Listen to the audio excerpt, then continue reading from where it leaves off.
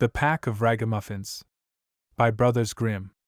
Brought to you by TellStory.net, stories from around the world. One bright morning, a cock said to his friend the hen, "The nuts are ripe on the mountain. Let's go eat our fill before the squirrels take them all." Yes, let's have some fun. They climbed the mountain together, and since it was such a fine day, they stayed until evening. Now, whether they had overeaten or were simply full of mischief, either wanted to walk home. So the cock built a little carriage from nutshells. When it was finished, the hen hopped in and said, You can pull me home. Are you mad? I'd rather walk barefoot. That wasn't our bargain. I'll be the coachman and sit up front, but I won't pull this thing. While they bickered, a duck came waddling up. You thieves! Who said you could raid my nut mountain? You'll pay for this. She lunged at the cock with her beak wide open. But the cock wasn't one to back down. He jumped onto the duck and pecked her so fiercely with his spurs that she begged for mercy. As punishment, she had to agree to pull the carriage. The cock climbed into the driver's seat. Run, duck! Run as fast as you can! And off they sped down the road. After traveling a while, they met two people on foot, a pin and a needle. Stop. Stop. It's getting dark, and we can't walk another step. The road is so muddy.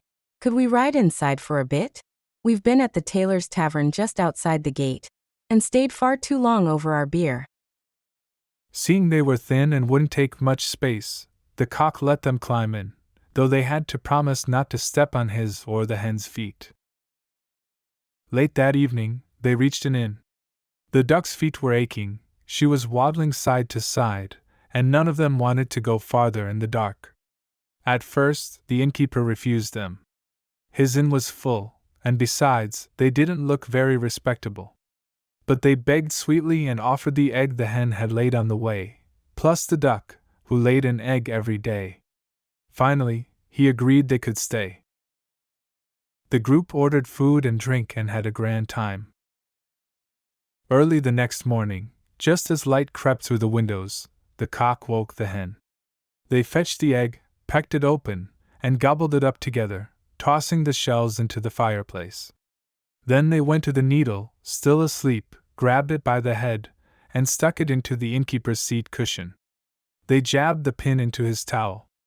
Then, without a backward glance, they fled across the heath.